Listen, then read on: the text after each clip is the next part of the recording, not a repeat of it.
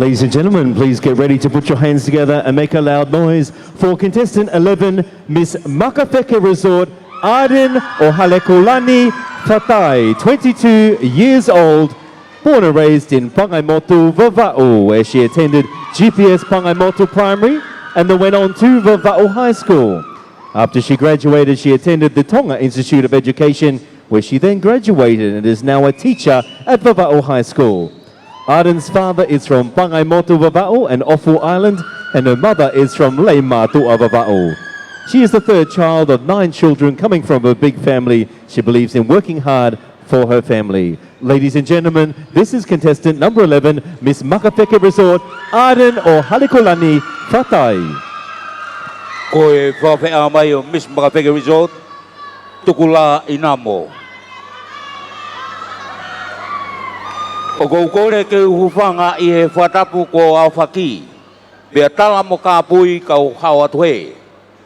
Ka e o atu, ai pui puitua o te unga tau lunga, o Miss Makafeka Resort, aia ko Arden Ohalekolani Fatai, aia ko Miss Yani me he lolo a halai walu. Ko te unga tau alunga o ki i whine motuani, o ku ngauhia me kawatonga.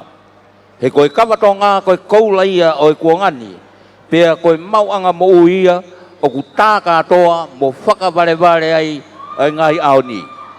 Ko hono kake ina ngauhia me he lau i kawamata, na paki i me hala mga ono.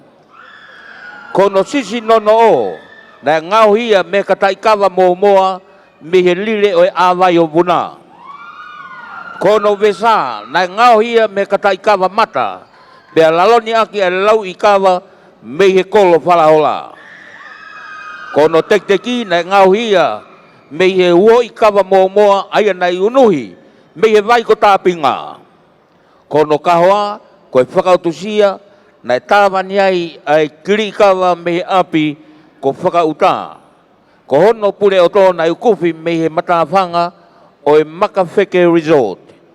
Ko hono lolo tākai koe lolo pōtea, nai lote ia me he ne whangawhae me he funga saione.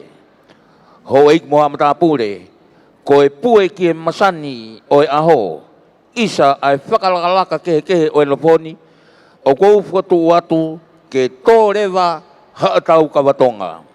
Ko e whasi taulonga Miss Makafeka Resort, ko e taulanga matai tofe, ko e whauia sunia tue neau mei wawaulahi. To e patasi mai Miss Makafeka Resort.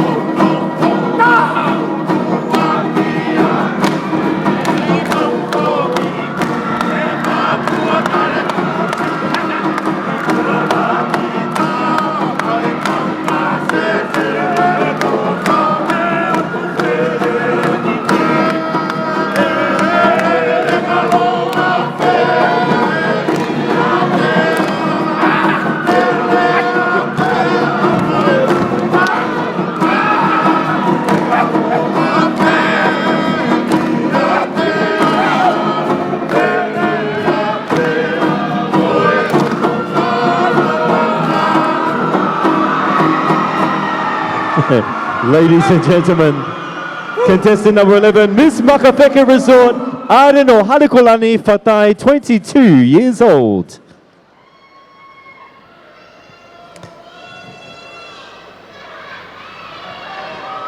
Arden's hobbies are dancing, learning about new cultures, fellowshipping with youth members from her church. She encourages young people to stay in school because that is the key to a better future.